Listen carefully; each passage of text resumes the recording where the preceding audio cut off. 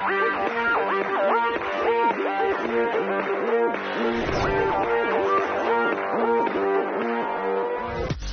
Sheik Zakzaky, I am very happy to be talking to you and actually to see you again. Thank you so much for talking to us here at Press TV, and we appreciate it that you've chosen this network to give your first interview since being free. You know, there were times when you were incarcerated that we weren't sure if you would even survive, but alhamdulillah, we're so glad to see you today and that you're with us here today. I want to start this off by going back a little bit in time. When you were a university student, you were politically active. When did you establish the Islamic movement in Nigeria, and what motivated you to do so? Well, it started when we were students in the university. In those days, there is a tendency to see one as progressive or enlightened or educated to be a communist. Communism was communist ideology was the order of the day. You know, it was attracting a lot of young people in the university in the late 70s when I was a student. There, I was a student in late 70s, 76 to 79. So one problem with the communists, even though they call for social justice, they also have problem with religion. They said that it is invented to, you know, to control people. Karl Marx said it is an opium of the people, you know. And the biggest problem is they even declare openly that they don't believe in the existence of God. Alhamdulillah, I have a good background, Islamic background, even though I was studying economics in those days. But I have a good command of Arabic language, and I've studied Islamic studies also, and I'm product of traditional Islamic institutions and also modern institutions, because the secondary school I have attended is called School for Arabic Studies. So we started to challenge those ideas they have against religion, and also show that their own ideas about social justice is also enshrined in Islamic teachings in the Quran. So that was it, how it started. We might call it ideological war in those days. And suddenly there was this appearance of uprising in Iran in 1978, to be precise, when the Imam was in France. Right. And this, attracted our attention very much. So we must say that the movement started definitely, in those days, late 70s, when we were university students.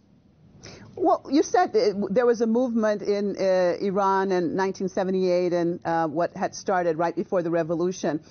How did that relate to you all? Why did it affect you so much?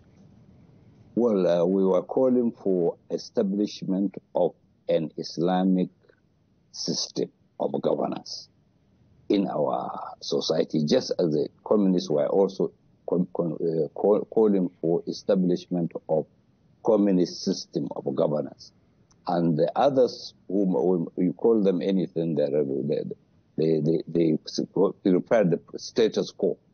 So we found that there was an uprising somewhere calling to similar ideas, which culminated in a victory in the 1979 revolution.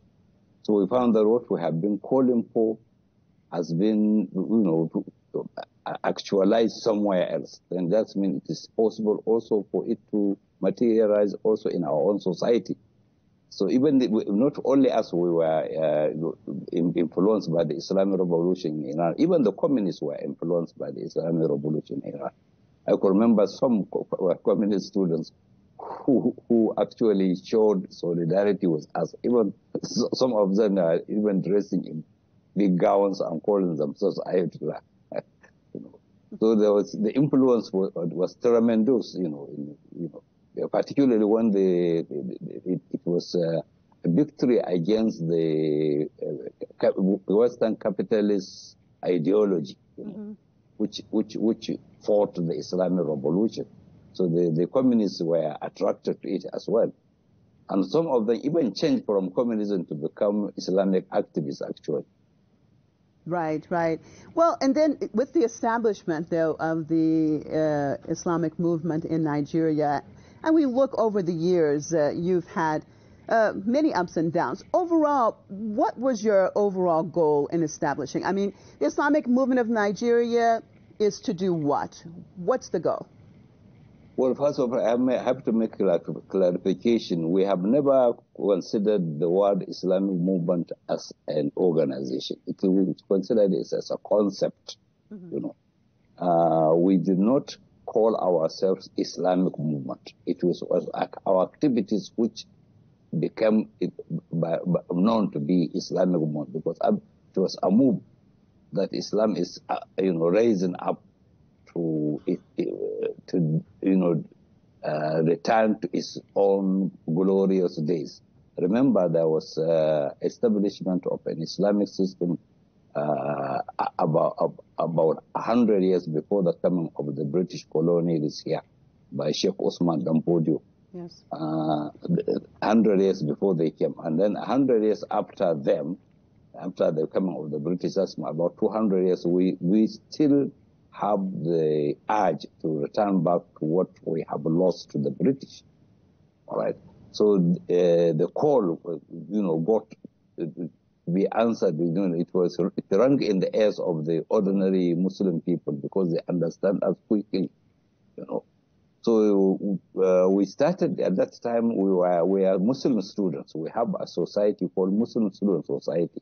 I happen to be the Secretary General of the Muslim Student Society in our campus of the university, which is the largest campus in the country, you know, in the largest university in the country, right, then and even now.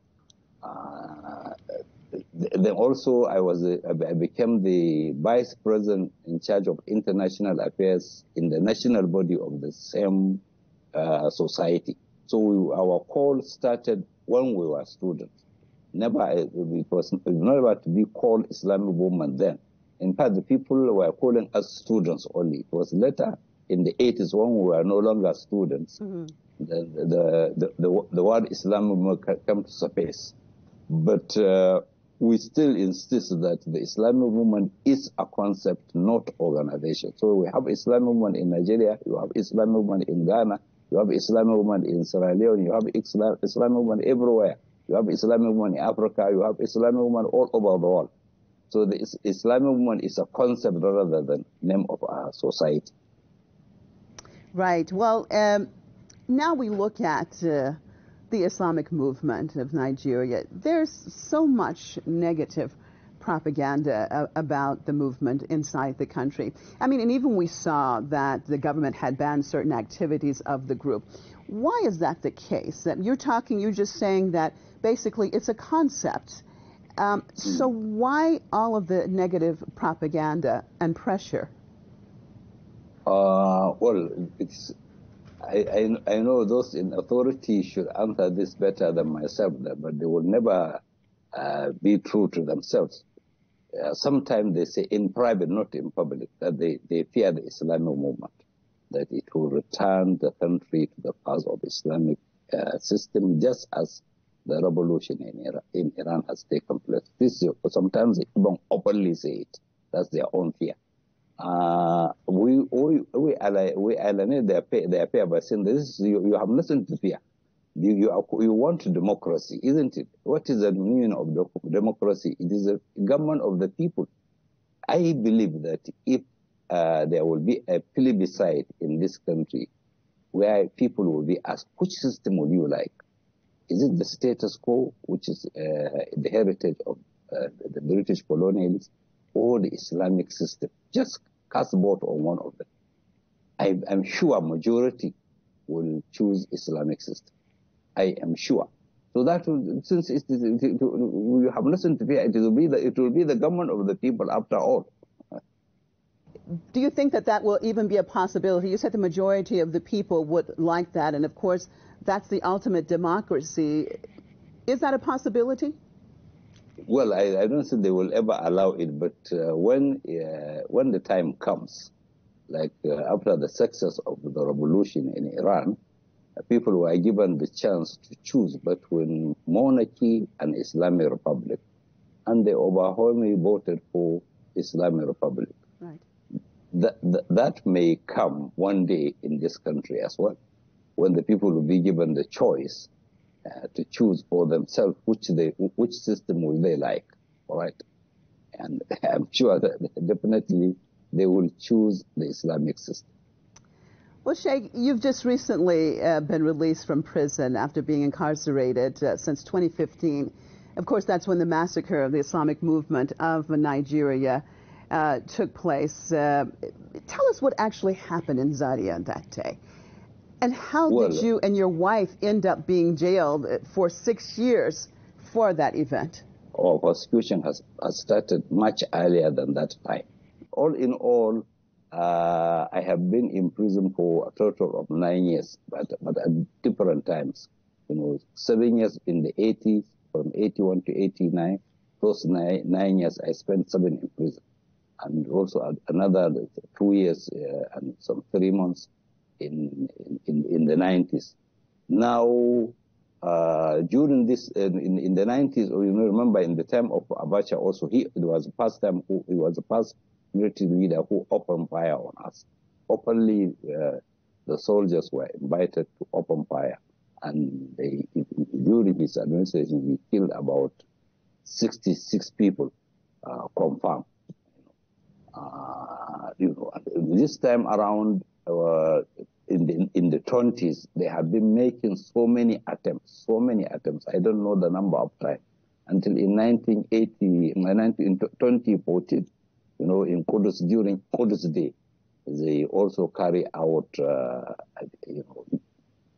they attack the procession of Qudus Day and kill about 33 people, including my 3 children. Right. We are not fighting with guns. We are speaking. We are talking. We are talking sense, And the answer is to fight and kill. So in what happened in Zaria in 2014 was pre-planned crackdown, even though they have no way to justify what they did except because they are so confused as to say that there was blockage of road. In any case, even if there was any, my house was away from where they allegedly the road was blocked.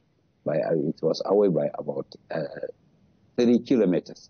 A lot of people were killed, students, teachers, trade, and anybody. They burned the house to ashes, and they were surprised that after killing hundreds of people and burning the house, we were still alive. Myself, my wife, and my children, and some few brothers and sisters, were still alive, and they opened fire on us. So 3 of my children were killed before me, and my wife and myself were wounded, terribly wounded. Only Allah knows how what is the wisdom behind his saving us. We were shot severally in a shooting that a human being cannot survive it. After they shot me, I was phoning some people, including some people in the authorities. One of them, I even asked him to send my salam to General Buhari, and said, send my salam to General Buhari. I hope they will do their government very well, carry on. We will meet in the day of judgment. And I come to understand that Buhari has had that message as well. Also, it was, I have no time to give details, but how many bullets do you have in your Sheikh? I wouldn't know, because they have battered my right side, and battered my left hand, and also, as you can see from the pictures, also it affected my face and even the eye. And the pictures show that there are fragments of bullets around my head and neck around the head from the cheek up to the head. They counted about 38 fragments. And also my wife has several gunshots on her stomach and her thigh, you know. So but they took us to their hospital, and somehow my wife, they removed all the bullets from her, not some of the bullets, without putting her under anesthesia. Then it was later in another hospital that more bullets were removed.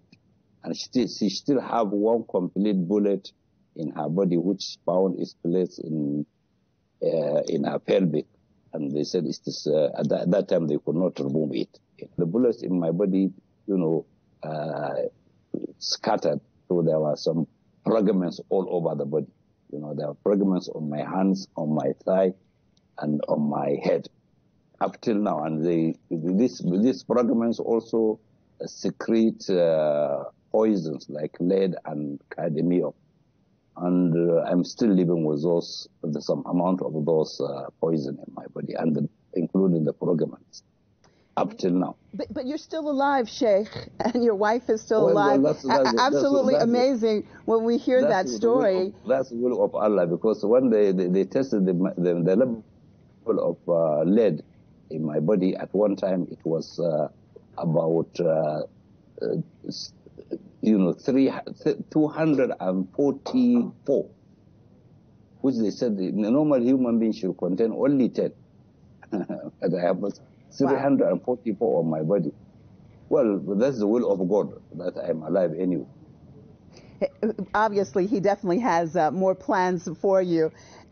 Sheikh, with the situation in dealing with the Zadia massacre, and then you being in jail for 6 years, of course. Well, you know, go ahead. The state government, under the order of the federal government, has instituted a commission of inquiry to look into what happened in Zaria. Mm-hmm. And we were not allowed to present our own side of the story. In fact, when our lawyers wanted to allow them to see me keeping me in custody, me, myself, and my wife, they didn't allow them to do so. So they said since they were not allowed to see their client, they could not go and speak on his behalf. Alternatively, they could also come and talk to me in the hospital where they were keeping me. But they went ahead to listen to all submissions minus our own side of the story. Even then, despite the fact that they did not listen to our own side of the story, the Commission of Inquiry came with the recommendations that those killed, by the army, the compensation should be paid by the federal government. All right. Yes. And the corpses of those who are killed should be delivered to their respective families, because one of the government officials testified that they have buried 347 people in one mass grave. How many, Sheikh? How many did you say? The government official said that they have buried 347 people in one of the mass graves. And we know that there were other mass graves. All in all, on our own side, we have names of people and their ages and all every detail of. How many do you have? What are the numbers that you have? We have about 700 so far, and but the number is definitely more than 1,000. All right. What I'm trying to say, the Commission of Inquiry gave the recommendation that the federal government should pay compensation for those killed. All right, that's one. Also, the state government should pay compensation for the properties they demolish. All right, including our houses, our Hosseinias, our schools, and so on. And these recommendations of the committee were given to Muhammadu Buhari on 7th September 2016, and he promised that anybody found, to has a hand in it will be brought to book according to him. And then up to now they said nothing about that. And in December of the same year, 2016, 3rd December to be precise, a federal high court in Abuja ruled that our detention, my wife and myself, our detention was illegal, and that we should be released unconditionally, and that compensation should be paid to us, and a house to live must be given to us in a state of our choice in the northern part of the country. That court ruling was not, implemented. Yes. And also they took some, in Zaria they took about 500 people, among most of them wounded, and took them to the prison. Well, only one person happened to pass away in the prison, but the rest of them didn't survive. And then they released most of them. They took 153 of them to the court. They divided them into two courts. One court, they have 77 people. Another court, 76 people. And in July 2018, the High Court in Kaduna, one of the High Courts, ruled that those people were discharged and acquitted, and they were not found guilty of any of the offenses they were accused to have committed. And then the court even said that they have the right to seek compensation for their illegal detention. On 28th July this year, 2021, that we were discharged and acquitted and were exonerated of all the 8 charges against us. And in the end of the day, it was found that none of us committed any offense. And then they were ordered to pay compensation for their atrocities, yet nothing happened. You have not gotten any compensation at all? No, none at all. And then they kept us, they know that we have a health issue, but we are kept with these difficulties, in incarceration for almost 6 years. But alhamdulillah, by the grace of God, we survive it. Yes, but tell me about your overall health situation right now, Sheikh. Your situation and your wife. Well, right now, all of us, both of us have fragments of bullets in our body. Myself, it's fragments. Her own is one full bullet. Here, they said they could not remove it, but our doctors who came from outside the country who studied the situation, they said they could be able to remove it. Okay. And an order was given by the court of law that we have the right to seek this medical assistance outside Nigeria. And we eventually went to India, but they went and frustrated everything and forcibly returned us back. So we are still living with this issue, health issue. Why don't you leave the country and get health care?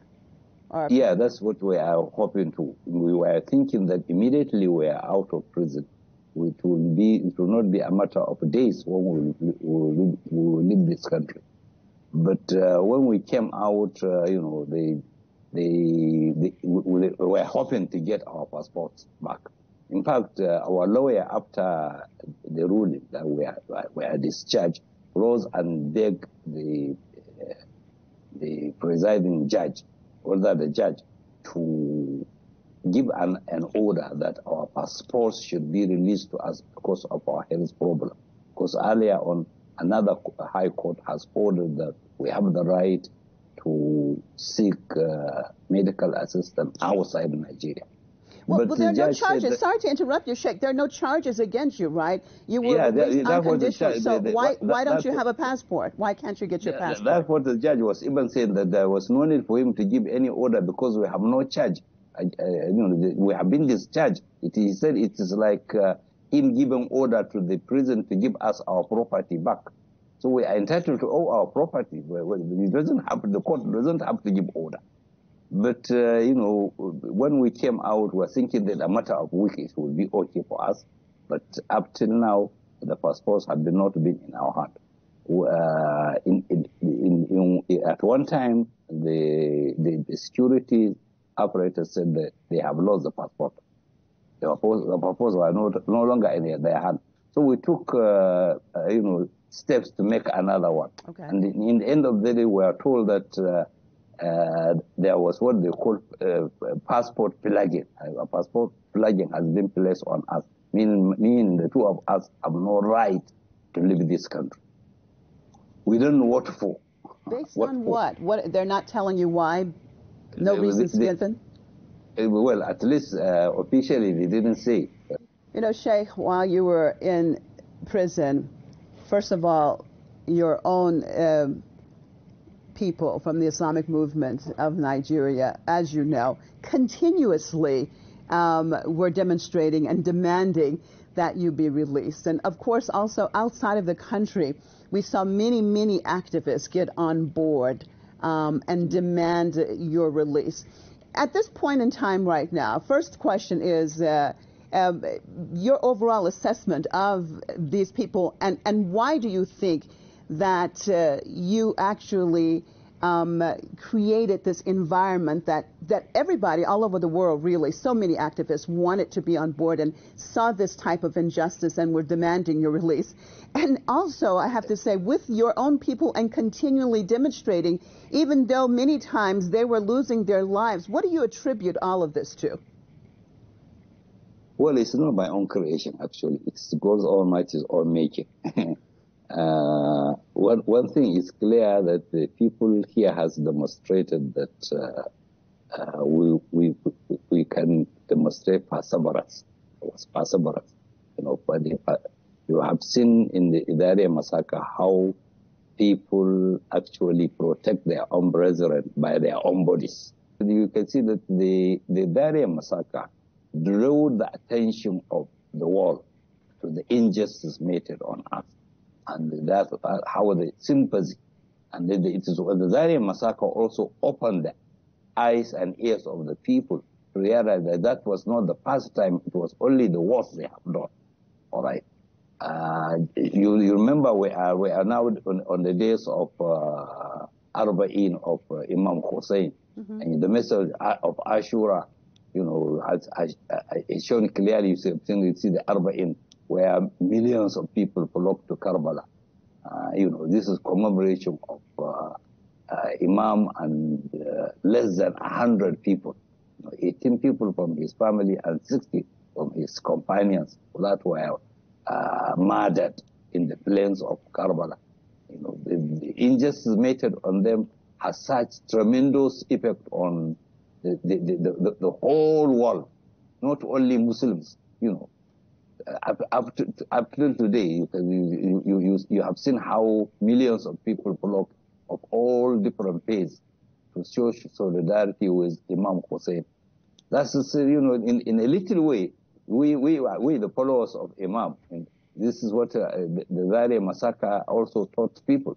So it was, you know, we might say that it was the blessing of, you know, the incident of Karbala that, you know, also were showered on us. You mentioned Arba'in, and of course, yesterday was Arba'in. And what we have seen with the Islamic movement in Nigeria, when the group had participated in commemorating certain occasions, like Ashura, like Arba'in, like the Day of Quds, that unfortunately throughout the years, the group has been attacked, and yesterday was no different. Can you tell me about what happened yesterday in Abuja? Yes, first of all, you know, this Arba'in treks, we call it symbolic trek because those of us who cannot go to Karbala do a symbolic trek from one place to another. And as the people were about to disperse, the security operators just appeared and simply opened fire. And, you know, kill a number of people and wounded and some. We don't have much detail up till now because they have taken away some of the casualties. But right in the hand of our people, they have some killed and wounded. Do you know how many were killed? Do you have any numbers at all yet? Not yet, but you know,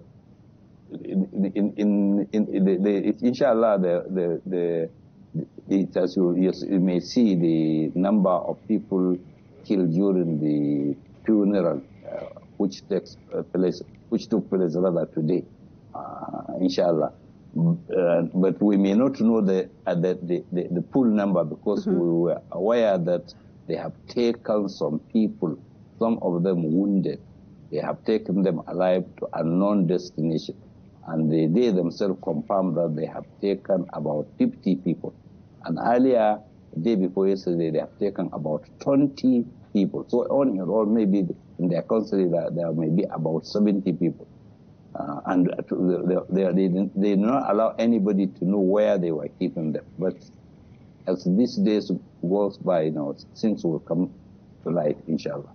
Why, Sheikh, why do you think that these commemorations we see repeatedly attacked? Well, there's absolutely no reason why it should be attacked. After all, it took place in some other cities without event. It took place in many places, not in Abuja alone. But they went through smoothly. They know for sure these people will start from one end to another end and end up with closing remarks and prayers. That has always been our pattern. Start from one end to another end. Yesterday's trek was on a highway, and there was, service roads. They were following the service road. They have not disrupted any traffic, and at the time that a lot of people who are coming to work in Abuja, there was traffic, and all of a sudden they come and open fire. And we believe that some of those killed were actually people passing by. So it is not necessarily those people who participated in the procession. There are so many people who are just coming into Abuja for their normal businesses were also affected.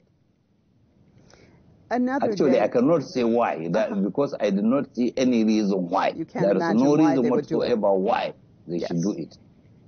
Yes, and also, I was talking about the Day of Quds you've seen throughout the years being attacked. I want to know, in your perspective, why would the Nigerian government be so sensitive about commemorations being held, for example, for Quds Day? And of course, that is condemning Israel. Is there some affinity between the Nigerian government and Tel Aviv, or why would they respond in the way that they have on Quds Day? Well, yeah, also this is the type of questions which nobody can answer. They cannot say why. In the first place, we used to challenge them. We say, look, we make celebration with whether the demonstrations are rally in solidarity with the Palestinian people. Simple and clear. If you support Israel, organize a solidarity march on a different day, not the last Ramadan not the last Friday of Ramadan. Choose any other day you so wish, and then have a solidarity with Israel. You have the right to do that. But why come and attack and kill people simply when they are showing solidarity with Israel? And also, solidarity with Palestine, I want to say. Also, if people are commemorating the martyrdom of Imam Hussein, and you don't like it, organize your own people who will support Yazid, and they say they are for Yazid. They have the right to support Yazid. You know, we know they are Yazidians, of course, so they can organize Yazid Day. Instead of, they are using a different weapon for a different battle. You fight somebody who fight you. You fight with a gun when somebody is showing you a gun. Why shoot at people who are marching without anything in their hand except banners and chanting slogans? And you said, why fight anyone with, they don't have anything in their hands? And you have continually said that the Islamic movement in Nigeria is a non-violent movement. And from what I understand, you do not support members taking up arms. Can you open that up a little bit and talk about that as far as why you have chosen to reiterate the importance of this movement being a non-violent one? Well, it's, it's the message of Imam Hussein is very clear. Hussein is the case of the victory of blood over the sword. So this time it's also the victory of blood over the gun. Certainly the blood will emerge victorious. They use the weapon which is not matching what they are fighting. They are fighting an ideology, ideas they don't like, and we are speaking, and they are shooting. So what they expect us maybe to stop doing what, and then we have not stopped, and we are not going to stop. The Ashura has continued all these years, despite all the, sometimes attacks, sometimes it passes without event. Ashura this year, it passed without event in most places in Nigeria, except in one city, Sokoto, when they opened fire. Also, again, after the procession has ended. But next year also there will be another Ashura in Sokoto, and any following years up to the emergence of Imam Mahdi, there will be Ashura, and it will continue. So also Arba'in will continue, whether you shoot or you don't shoot it. Ashura and Arba'in and Qudus, they will continue until the appearance of Imam Mahdi, a general operation. So nothing has changed. In fact, if there's any change, it is change for the better. Things have progressed so far. I don't know whether these people also sit down and analyze their action. If they do so, they find that actually their weapons also, succeed in also, boosting our morale, and also succeed also in getting us stronger and stronger. And you've had such an effect because your movement is not a Shia movement particularly. As you said, it's a concept, and you have Christians and people who are secular that are also part of the Islamic movement in Nigeria. What is key here? What do you stress that is attractive to people across the board? It is not a sectarian movement at all. Yeah, it's a call to justice, and all humans want justice, and they do not want oppression. We speak against oppression, and we call for justice, and this is human for every human being, not Muslim, Christians, Jews, or any other faith at all. Even those who may say they have no religion at all, they are human beings also. They abhor oppression, and they want justice. So the message of justice, and also the message of peace also, attract a lot of people to us. And not only they attract, we call others also to join hand with us. So alhamdulillah, they also answer the call. Even in our own symbolic trek of Arba'in, a lot of Christians participate in it. Over these years, not only ordinary Christians, some of them were their own clergy. Their own clergy participate in it. As you see also in Arba'in, in Karbala, people of all phases, join. This is the same message of, going against oppression and asking for justice. And speaking of justice, I mean, Nigeria seems to be, unfortunately, deteriorating.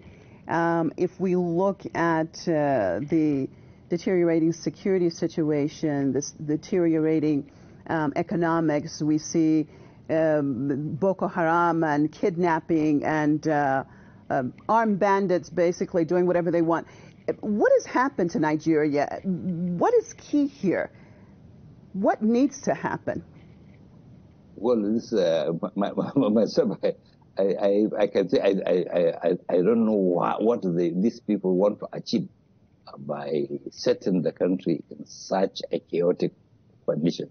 It appears that they have no solution to the problems, yet they continue not only to that they are not doing anything to solve the issue, but they are creating more. Like, for example, the attack on us. Why attack on a peaceful procession when you have people you call bandits attacking innocent people in other parts of the country? Why take up the matter with them? And why is it that as they are claiming that they are fighting this so-called bandits or so-called Boko Haram? Why is it that all the time these people have been on the wing, and they are using also guns? You know, they are using weapons at the same time. You know, the military always continue to give information that they are getting sent back. So many of them are being killed. Why all this? Nobody can say, and why all this kidnapping and insecurity in the whole country? Who is benefiting from this? When there is crisis, if you want to find who is behind it, you will always study who is the beneficiary. The beneficiary here is those who come and curtail our resources. They want this chaos because it serves them well.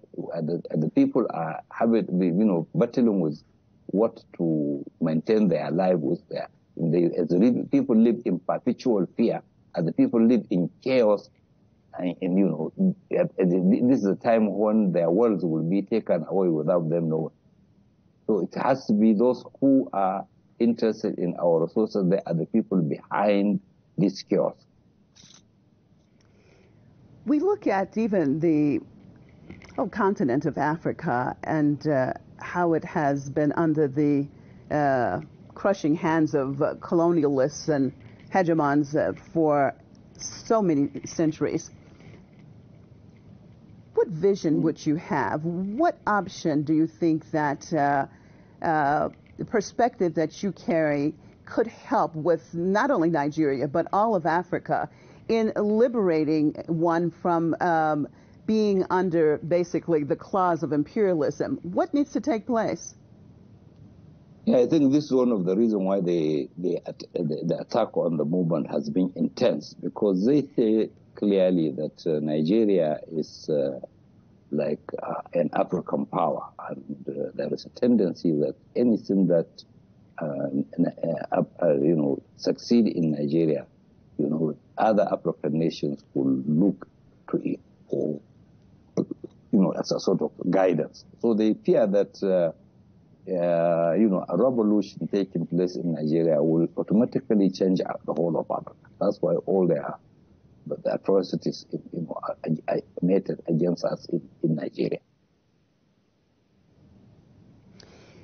When we look at your overall situation, Sheikh, you've talked about Imam Hussein, and you've talked about Karbala, and you've talked about sacrifices, and of course, that's the example of the ultimate sacrifice for us all. You too, Sheikh, have sacrificed a lot. You said at the beginning of the program how many times you've been in jail, and of course, basically been tried to be silenced. You've lost your sons, I believe 6 sons, your sister, so many of your followers have been in prison along with your wife, and still have bullet fragments in you, and still, of course, they're threatening you. What is key to your determination? What makes you want to continue doing what you do? You could easily just sit at home and just have a regular life as a retiree at this point in time, but you haven't chosen that path. Tell me about that. Well,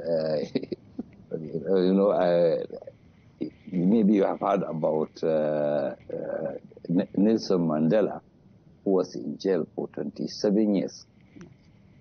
It was said that at one time, he wrote it himself. He said at one time he wanted to sign their conditions so that they should release him, because they gave him condition. Anytime he signed in those conditions, he would be released. But he wanted at one time to sign the condition, but he remembered the sacrifice of Imam Hussein, so he prepared to stay until when it came to an end after 27 years in jail. Now that is Nelson Mandela, who took to the way of Imam. How much of us who are following the Imam ourselves, we are following the path of Imam Hussein? He's someone who has been, the Imam Hussein has influence on him, and we cannot say he's not a follower of Imam Hussein. How much more of us are followers of Imam Hussein? So we persevere to ultimate end. After all, it is, what is it? They want us killed, isn't it? One day, even if they did not kill us, we will die one day, and they themselves they are also going to die. So that is it, and the struggle will definitely continue, whether we are alive or not. The struggle will definitely continue. So it is a part of Ahlul Bayt. We draw inspiration from that. And whatever atrocities is meted on us, it becomes solid before our eyes if we remember the sacrifice of the families of the Prophet. And we always console ourselves by remembering what happened to the families of Ahlul Bayt, from Sayyidah Zahra, Salamullahi alayha, Amirul Mu'mineen, the Hassanain, Imamain Hassan, and all A'immah, one by one, how they were all persecuted. So it was our own, we belittle what happens to us. It becomes simply little. How much you can consider, what I was giving you example was Mandela. Mandela was in 27 years in prison. But I was only 9 years in prison before. Now they have added and almost 6. I'm about 15 years in prison. So if Mandela can endure that, because he drew inspiration from Imam Hussein. What about myself, who claim to be the follower of Imam Hussein? Well, you say that's so inspirational, and I think so many of us need to hear that, especially when we see the situation, the deteriorated situation in the world in general, and we have more and more people, becoming depressed, becoming basically losing hope. I mean, what would you say to them, whether they're Muslim or not Muslim? What do you say? How do you inspire these people in their search for the truth and for justice, as you talked about? Well, we do not lose hope. We know that one day there will be change. The situation cannot continue as it is. Operation does not last. The children of Israel suffered under the Pharaoh for about 200 years, but it came to an end. Now the Palestinians are suffering, but it is the twilight has started to show. One day the sun shall rise.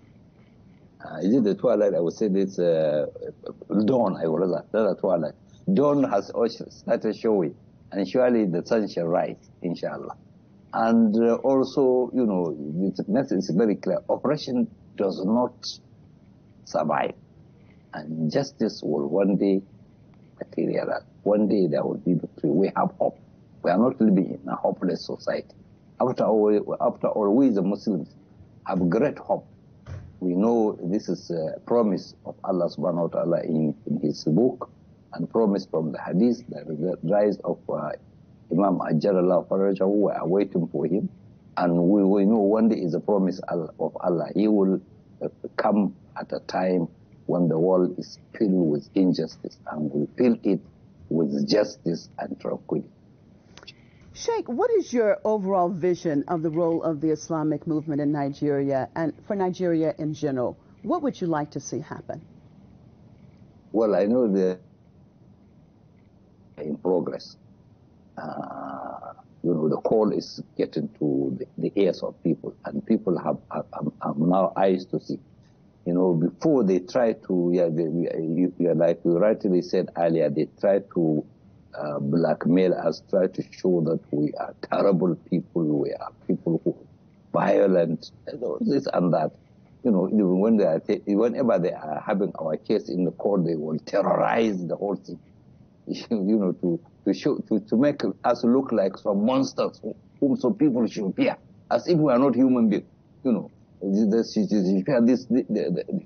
are people who are terrible people. But now, what they have done in broad daylight, some God, this is time. It is not the time you have to say it. People can also see it. You have seen the event of yesterday, how eyewitnesses of people in the town were using their handset to, take shots of, all the atrocities being committed. So also, things can be seen today. You don't have to. You are wasting your time when you tell lies today, because this is the age of awareness. Everywhere that people can see things even live. It's not the old days when you can fabricate news and publicize. Now, if you fabricate news and publicize, you are only deceiving nobody but yourself, because people can see now. So in the whole, I must say we are very hopeful, very hopeful. This is the day of the time of awareness. What they did to us, they always succeeded in boosting our morale and showing who we are, not only to the Nigerian people, but to the whole world. As I said earlier about the activists that were basically, of course, campaigning for your release, and some of these people still very much, they want to be involved in dealing with the Islamic movement in Nigeria. Many of them ask if there's something that they can do in order to support the Islamic movement of Nigeria. What would you say to them? Well, they are doing what they can. I have earlier on spoken to some brothers and sisters. The message is particularly to them. I was saying that what happened to us was a sort of test, and the test will continue to come. So they should persevere, and for more tests to come, inshallah, until victory. So I know the brethren, they are doing their best. May Allah reward them abundantly, and we hope they will continue that in the same path, never to relent in their effort, and they should continue to persevere as they do, inshallah, until victory and even beyond. Sheikh, how would you like to be remembered? I mean, we all have our time that we definitely leave this world. How would you like to be remembered? And what is important for you to be able to accomplish, or maybe you have already accomplished, before you go? Tell me, in general, your perspective about this. Well, I think a lot of people think that victory is for an establishment of an authority in a certain geographical location. No, victory is for someone to persevere until the end. All right, our victory is for us to stand steadfast until we die. We know one day we'll either get killed, or even if we are not get killed, we will one day die. So we will be remembered as people who have stood by our own belief and never get scared. That we will be remembered. The people will also draw inspiration from that, and they should also remember that this is not our own making. We are also emulating Imam Hussein. We are emulating the Aimma of Ahlul Bayt. And that's the secret behind our success, if we have any.